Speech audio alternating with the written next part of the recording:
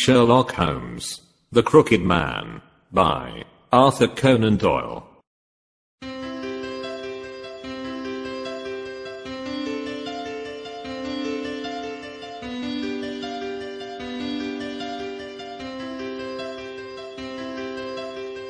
One summer night, a few months after my marriage, I was seated by my own hearth smoking a last pipe and nodding over a novel, for my day's work had been an exhausting one.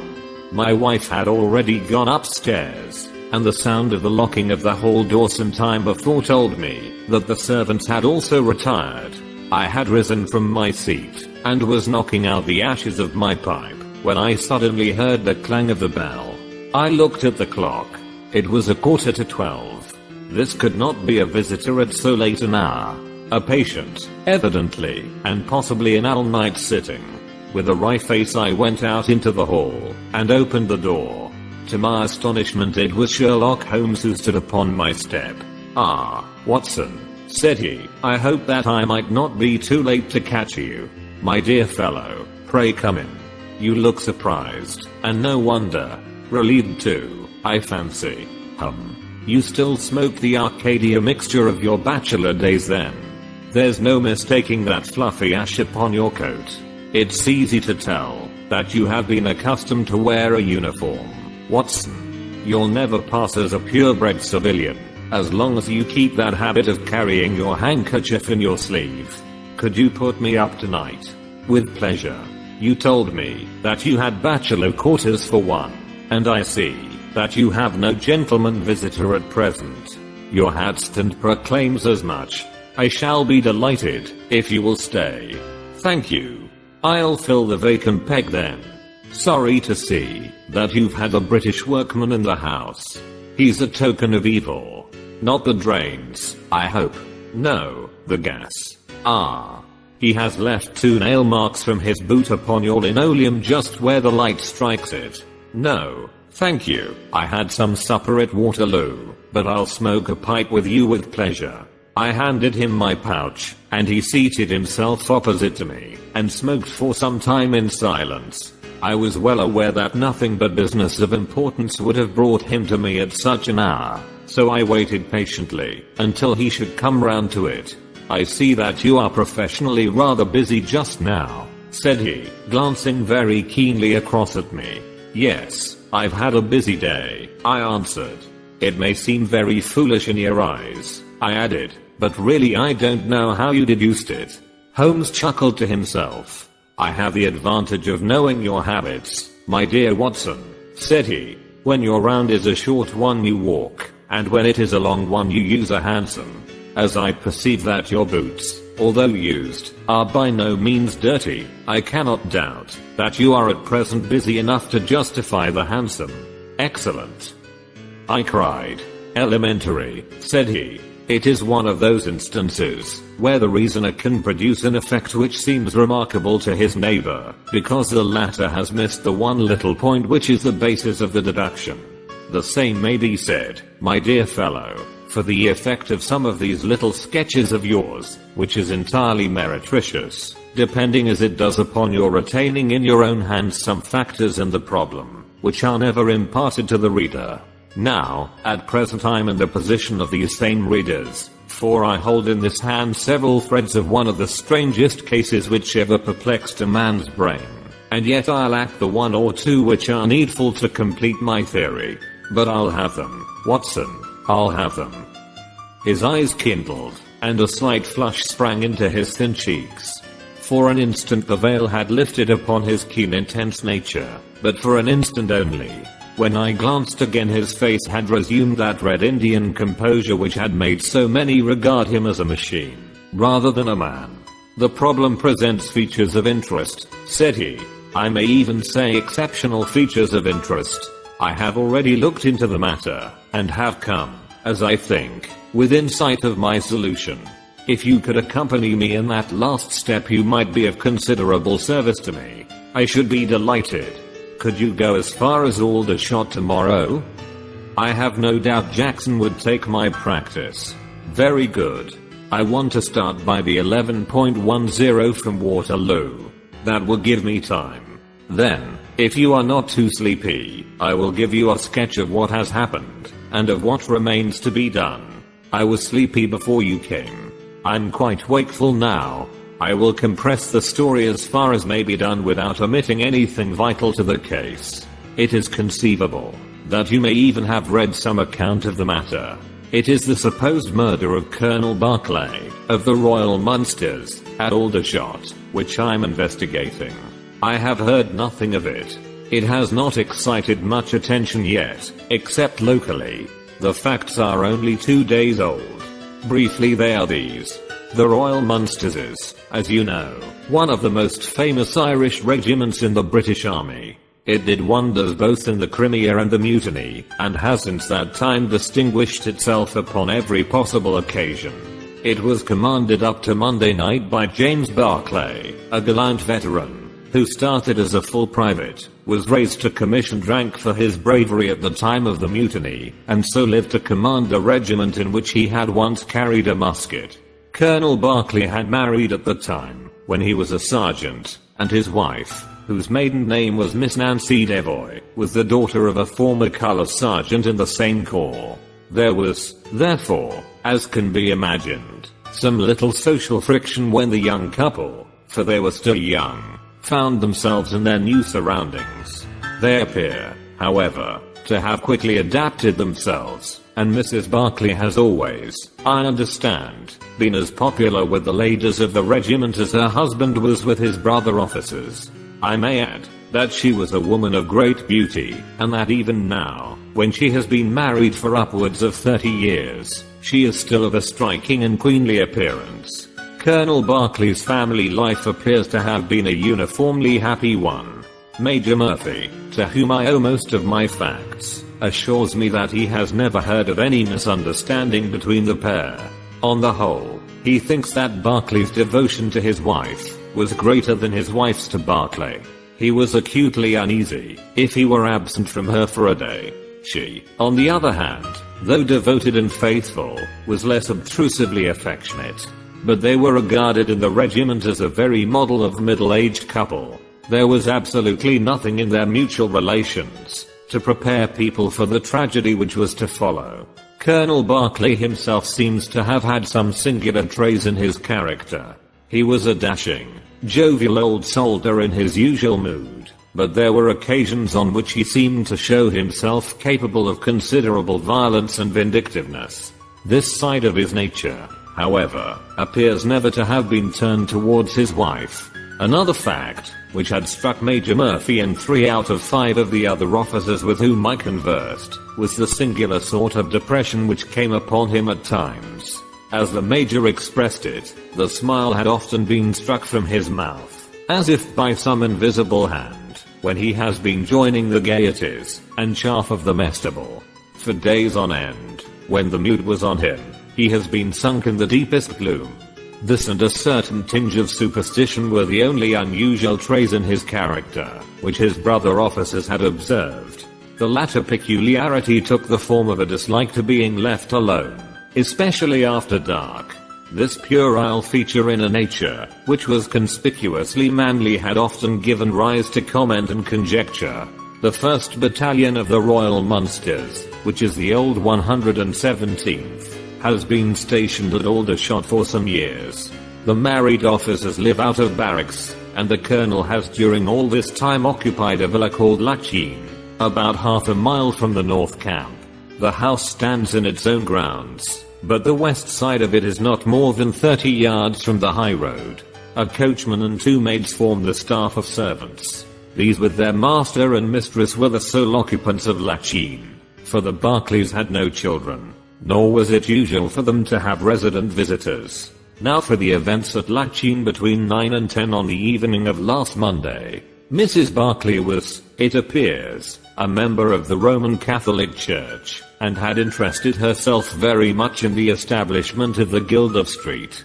George, which was formed in connection with the Watt Street Chapel for the purpose of supplying the poor with cast-off clothing. A meeting of the guild had been held that evening at 8, and Mrs. Berkeley had hurried over her dinner, in order to be present at it. When leaving the house she was heard by the coachman to make some commonplace remark to her husband, and to assure him that she would be back before very long. She then called for Miss Morrison, a young lady who lives in the next villa, and the two went off together to their meeting. It lasted 40 minutes, and at 9:15 Mrs. Barclay returned home, having left Miss Morrison at her door as she passed. There is a room which is used as a morning room at Lachine. This faces the road, and opens by a large glass folding door onto the lawn. The lawn is 30 yards across, and is only divided from the highway by a low wall with an iron rail above it. It was into this room that Mrs. Barclay went upon her return. The blinds were not down, for the room was seldom used in the evening, but Mrs. Barclay herself lit the lamp, and then rang the bell, asking Jane Stewart, the housemaid, to bring her a cup of tea, which was quite contrary to her usual habits. The Colonel had been sitting in the dining room, but hearing that his wife had returned he joined her in the morning room. The coachman saw him cross the hall and enter it. He was never seen again alive. The tea which had been ordered was brought up at the end of 10 minutes, but the maid, as she approached the door, was surprised to hear the voices of her master and mistress in furious altercation. She knocked without receiving any answer, and even turned the handle, but only to find that the door was locked upon the inside. Naturally enough she ran down to tell the cook, and the two women with the coachman came up into the hall, and listened to the dispute which was still raging. They all agreed that only two voices were to be heard, those of Barclay and of his wife. Barclay's remarks were subdued and abrupt, so that none of them were audible to the listeners. The ladies, on the other hand, were most bitter, and when she raised her voice could be plainly heard. "You coward," she repeated over and over again. "What can be done now? What can be done now?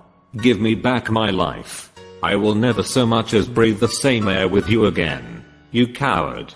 You coward." Those were scraps of her conversation, ending in a sudden dreadful cry in the man's voice, with a crash, and a piercing scream from the woman. Convinced that some tragedy had occurred, the coachman rushed to the door, and strove to force it, while scream after scream issued from within. He was unable, however, to make his way in, and the maids were too distracted with fear to be of any assistance to him. A sudden thought struck him, however, and he ran through the hall door and round to the lawn upon which the long French windows open. One side of the window was open, which I understand was quite usual in the summertime, and he passed without difficulty into the room. His mistress had ceased to scream, and was stretched insensible upon a couch, while with his feet tilted over the side of an armchair, and his head upon the ground near the corner of the fender, was lying the unfortunate soldier stone dead in a pool of his own blood. Naturally, the coachman's first thought, on finding that he could do nothing for his master, was to open the door. But here an unexpected and singular difficulty presented itself. The key was not in the inner side of the door, nor could he find it anywhere in the room. He went out again, therefore, through the window, and having obtained the help of a policeman, and of a medical man, he returned. The lady, against whom naturally the strongest suspicion rested, was removed to her room, still in a state of insensibility. The Colonel's body was then placed upon the sofa, and a careful examination made of the scene of the tragedy. The injury from which the unfortunate veteran was suffering was found to be a jagged cut some 2 inches long at the back part of his head, which had evidently been caused by a violent blow from a blunt weapon. Nor was it difficult to guess what that weapon may have been. Upon the floor, close to the body, was lying a singular club of hard carved wood with a bone handle. The Colonel possessed a varied collection of weapons brought from the different countries in which he had fought, and it is conjectured by the police that his club was among his trophies. The servants deny having seen it before, but among the numerous curiosities in the house it is possible that it may have been overlooked. Nothing else of importance was discovered in the room by the police, save the inexplicable fact that neither upon Mrs. Barclay's person nor upon that of the victim nor in any part of the room was the missing key to be found. The door had eventually to be opened by a locksmith from Aldershot. That was the state of things, Watson. when upon the Tuesday morning I, at the request of Major Murphy, went down to Aldershot to supplement the efforts of the police. I think that you will acknowledge that the problem was already one of interest, but my observations soon made me realize that it was in truth much more extraordinary than would at first sight appear. Before examining the room I questioned the servants, but only succeeded in eliciting the facts which I have already stated. One other detail of interest was remembered by Jane Stewart, the housemaid. You will remember that on hearing the sound of the quarrel she descended and returned with the other servants. On that first occasion, when she was alone, she says that the voices of her master and mistress were sunk so low that she could hear hardly anything, and judged by their tones, rather than their words, that they had fallen out. On my pressing her, however, she remembered that she heard the word David uttered twice by the lady. The point is of the utmost importance as guiding us towards the reason of the sudden quarrel. The colonel's name, you remember, was James. There was one thing in the case which had made the deepest impression both upon the servants and the police. This was the contortion of the colonel's face. It had set, according to their account, into the most dreadful expression of fear and horror which a human countenance is capable of assuming.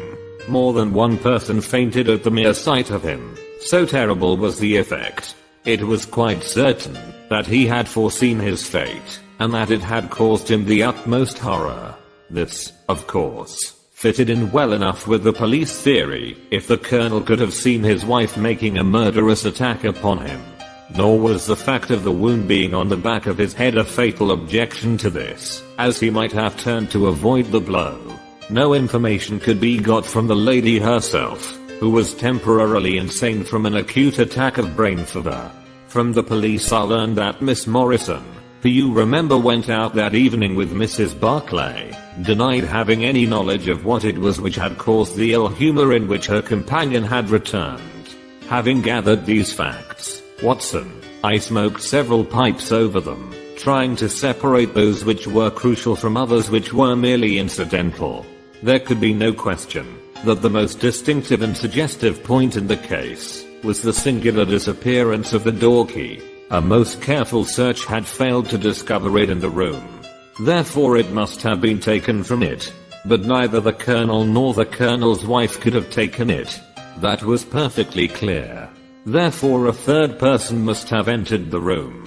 And that third person could only have come in through the window. It seemed to me that a careful examination of the room and the lawn might possibly reveal some traces of this mysterious individual. You know my methods, Watson. There was not one of them which I did not apply to the inquiry, and it ended by my discovering traces, but very different ones from those which I had expected. There had been a man in the room, and he had crossed the lawn coming from the road. I was able to obtain 5 very clear impressions of his footmarks, one in the roadway itself, at the point where he had climbed the low wall, 2 on the lawn, and 2 very faint ones upon the stained boards near the window, where he had entered. He had apparently rushed across the lawn, for his toe marks were much deeper than his heels. But it was not the man who surprised me, it was his companion. His companion. Holmes pulled a large sheet of tissue paper out of his pocket and carefully unfolded it upon his knee. "What do you make of that?" he asked. The paper was covered with the tracings of the footmarks of some small animal. It had 5 well-marked footpads, an indication of long nails, and the whole print might be nearly as large as a dessert spoon. "It's a dog," said I. "Did you ever hear of a dog running up a curtain?" I found distinct traces that this creature had done so. A monkey, then. But it is not the print of a monkey. What can it be, then? Neither dog nor cat nor monkey nor any creature that we are familiar with. I have tried to reconstruct it from the measurements. Here are 4 prints, where the beast has been standing motionless. You see that it is no less than 15 inches from 4 foot to hind. Add to that the length of neck and head, and you get a creature not much less than 2 feet long, probably more, if there is any tail. But now observe this other measurement. The animal has been moving, and we have the length of its stride. In each case it is only about 3 inches. You have an indication You see, of a long body with very short legs attached to it. It has not been considerate enough to leave any of its hair behind it. But its general shape must be what I have indicated, and it can run up a curtain, and it is carnivorous. How do you deduce that? Because it ran up the curtain. A canary's cage was hanging in the window, and its aim seems to have been to get at the bird. Then what was the beast? If I could give it a name, it might go a long way towards solving the case. On the whole, it was probably some creature of the weasel and stoat tribe, and yet it is larger than any of these that I have seen. But what had it to do with the crime? That, also, is still obscure. But we have learned a good deal, you perceive. We know that a man stood in the road looking at the quarrel between the Barclays. The blinds were up, and the room lighted. We know, also, that he ran across the lawn, entered the room, accompanied by a strange animal, and that he either struck the colonel, or, as is equally possible, that the colonel fell down from sheer fright at the sight of him, and cut his head on the corner of the fender. Finally, we have the curious fact that the intruder carried away the key with him when he left. Your discoverers seem to have left the business more obscure than it was before, said I. Quite so. They undoubtedly showed that the affair was much deeper than was at first conjectured. I thought the matter over, and I came to the conclusion that I must approach the case from another aspect. But really, Watson, I'm keeping you up, and I might just as well tell you all this on our way to Aldershot tomorrow. Thank you. You have gone rather too far to stop. It is quite certain that when Mrs. Barclay left the house at 7:30, she was on good terms with her husband. She was never, as I think I have said, ostentatiously affectionate, but she was heard by the coachman chatting with the colonel in a friendly fashion. Now, it was equally certain that, immediately on her return, she had gone to the room in which she was least likely to see her husband, had flown to tears an agitated woman will, and finally, on his coming into her, had broken into violent recriminations. Therefore something had occurred between 7:30 and 9 o'clock which had completely altered her feelings towards him. But Miss Morrison had been with her during the whole of that hour and a half. It was absolutely certain, therefore, in spite of her denial, that she must know something of the matter. My first conjecture was that possibly there had been some passages between this young lady and the old soldier, which the former had now confessed to the wife, that would account for the angry return, and also for the girl's denial that anything had occurred. Nor would it be entirely incompatible with most of the words overhead. But there was the reference to David, and there was the known affection of the colonel for his wife, to weigh against it, to say nothing of the tragic intrusion of this other man, which might, of course, be entirely disconnected with what had gone before. It was not easy to pick one's steps, but, on the whole, I was inclined to dismiss the idea that there had been anything between the colonel and Miss Morrison, but more than ever convinced that the young lady held a clue as to what it was which had turned Mrs. Barclay to hatred of her husband. I took the obvious course, therefore, of calling upon Miss M, of explaining to her that I was perfectly certain that she held the facts in her possession, and of assuring her that her friend, Mrs. Barclay, might find herself in the dock upon a capital charge, unless the matter were cleared up. Miss Morrison is a little ethereal slip of a girl, with timid eyes and blonde hair, but I found her by no means wanting in shrewdness and common sense. She sat thinking for some time after I had spoken, and then, turning to me with a brisk air of resolution, she broke into a remarkable statement which I will condense for your benefit. I promised my friend that I would say nothing of the matter, and a promise is a promise, said she, but if I can really help her when so serious a charge is laid against her, and when her own mouth, poor darling, is closed by illness, then I think I am absolved from my promise. I will tell you exactly what happened upon Monday evening. We were returning from the Watt Street mission about 9:15 o'clock. On our way we had to pass through Hudson Street, which is a very quiet thoroughfare. There is only one lamp in it, upon the left-hand side, and as we approached this lamp I saw a man coming towards us with his back very bent, and something like a box slung over one of his shoulders. He appeared to be deformed, for he carried his head low, and walked with his knees bent. We were passing him, when he raised his face, to look at us in the circle of light thrown by the lamp, and as he did so he stopped and screamed out in a dreadful voice, "My God, it's Nancy." Mrs. Barclay turned as white as death, and would have fallen down had the dreadful looking creature not caught hold of her. I was going to call for the police, but she, to my surprise, spoke quite civilly to the fellow.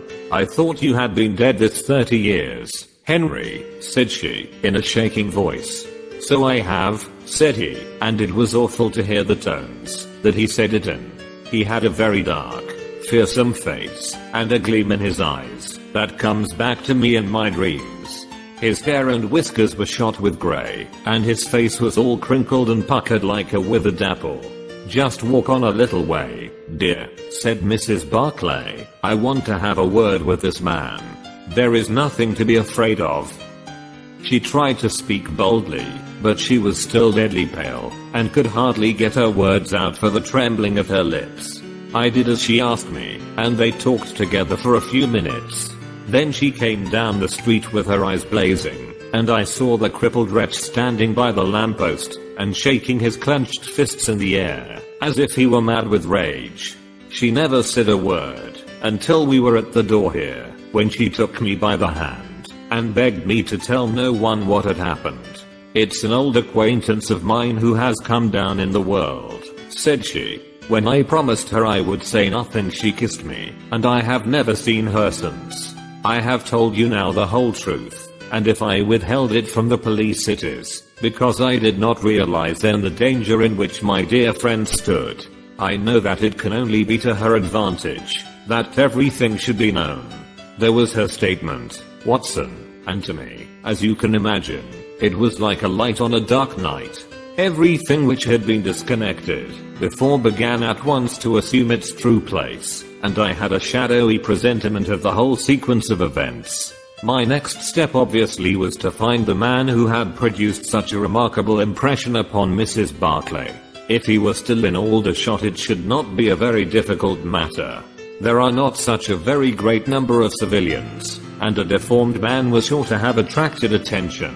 I spent a day in the search, and by evening, this very evening, Watson, I had run him down. The man's name is Henry Wood, and he lives in lodgings in the same street in which the ladies met him. He has only been 5 days in the place. In the character of a registration agent I had a most interesting gossip with his landlady. The man is by trade a conjurer and performer, going round the canteens after nightfall, and giving a little entertainment at each. He carries some creature about with him in that box, about which the landlady seemed to be in considerable trepidation, for she had never seen an animal like it. He uses it in some of his tricks according to her account. So much the woman was able to tell me, and also that it was a wonder the man lived, seeing how twisted he was, and that he spoke in a strange tongue sometimes, and that for the last 2 nights she had heard him groaning and weeping in his bedroom. He was alright, as far as money went, but in his deposit he had given her what looked like a bad florin. She showed it to me, Watson, and it was an Indian rupee. So now, my dear fellow, you see exactly how we stand, and why it is I want you. It is perfectly plain that after the ladies parted from this man he followed them at a distance, that he saw the quarrel between husband and wife through the window, that he rushed in, and that the creature which he carried in his box got loose. That is all very certain. But he is the only person in this world who can tell us exactly what happened in that room. And you intend to ask him? Most certainly, but in the presence of a witness. And I'm the witness? If you will be so good. If he can clear the matter up, well and good. If he refuses, we have no alternative but to apply for a warrant. But how do you know he'll be there when we return? You may be sure that I took some precautions. I have one of my Baker Street boys mounting guard over him who would stick to him like a burr, go where he might. We shall find him in Hudson Street tomorrow, Watson. and meanwhile I should be the criminal myself if I kept you out of bed any longer. It was midday when we found ourselves at the scene of the tragedy, and, under my companion's guidance, we made our way at once to Hudson Street. In spite of his capacity for concealing his emotions, I could easily see that Holmes was in a state of suppressed excitement, while I was myself tingling with that half-sporting, half-intellectual pleasure which I invariably experienced when I associated myself with him in his investigations. "This is the street," said he, as we turned into a short thoroughfare lined with plain two-storied brick houses. "Ah, here is Simpson to report." "He's in all right, Mr. Holmes," cried a small street Arab, running up to us. "But, Simpson," said Holmes, patting him on the head.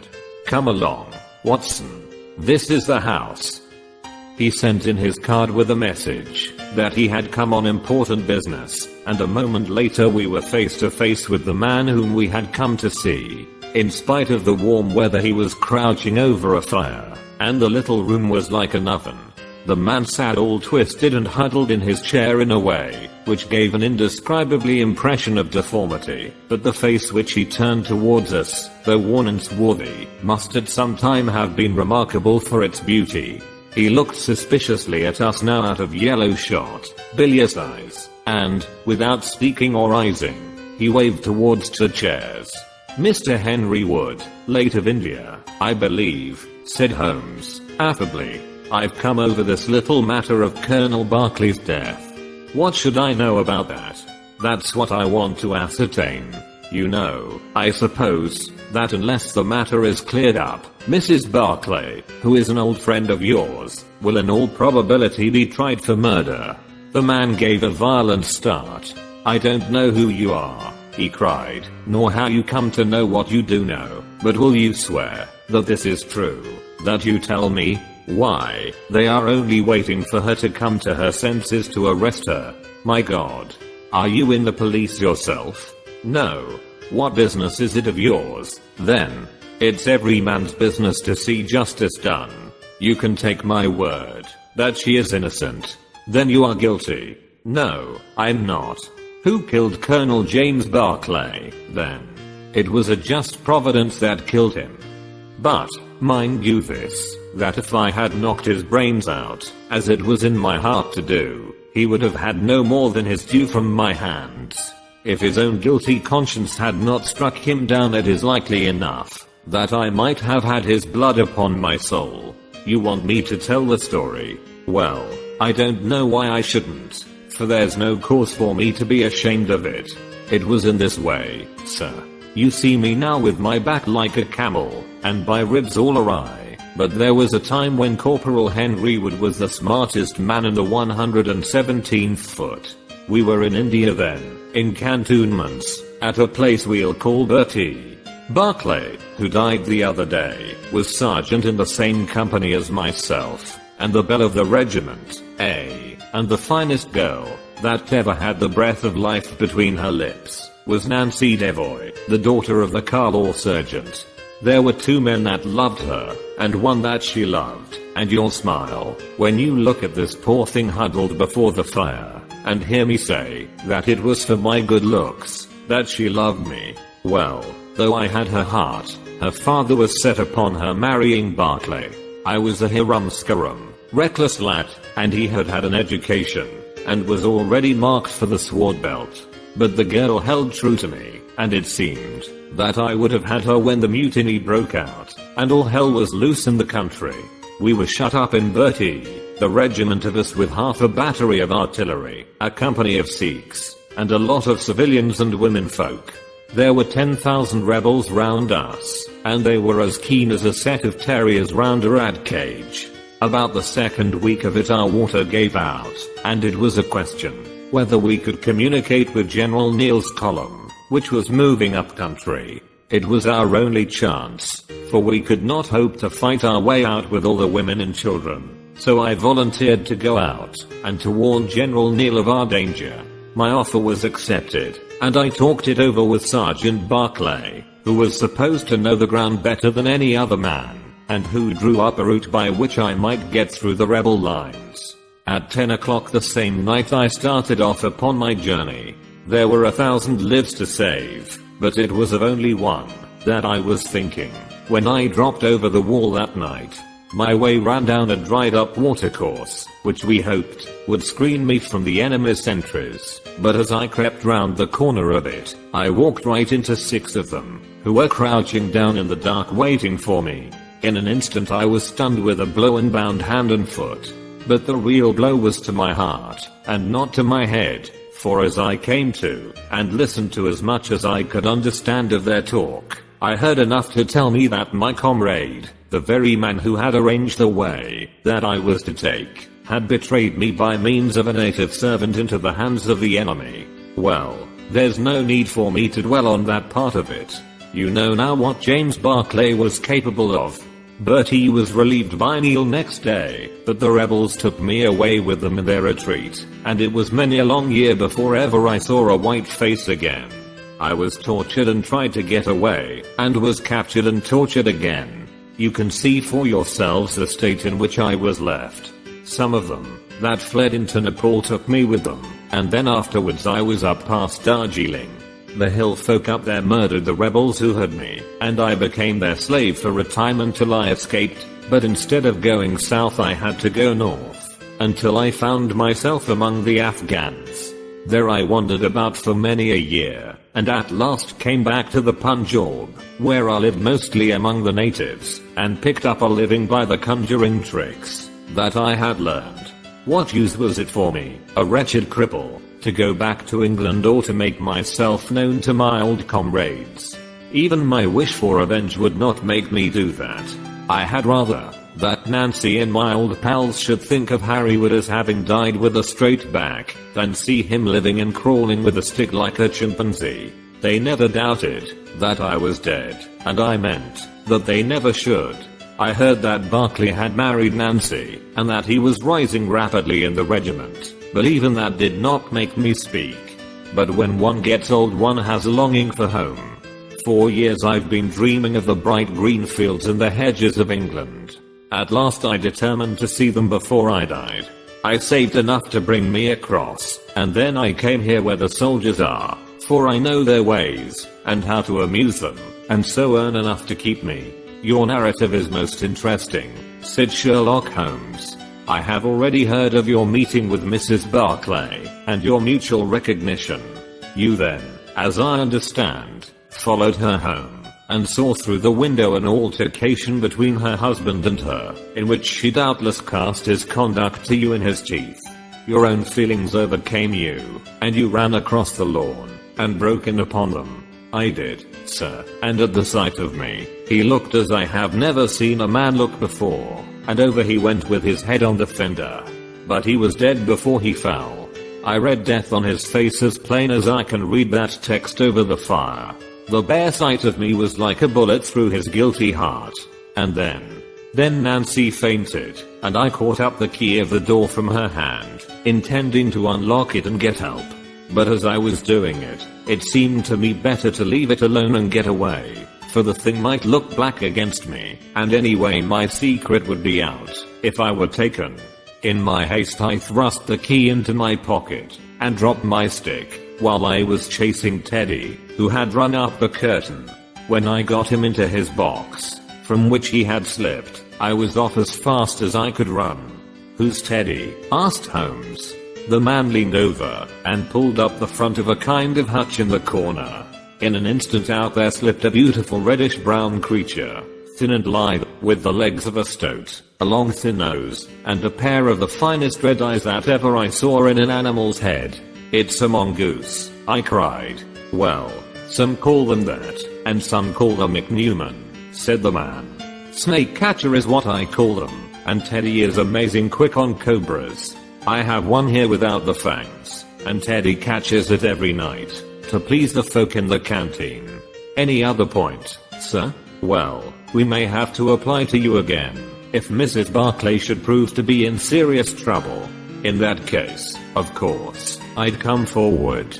But if not, there is no object in raking up this scandal against a dead man, foully as he has acted.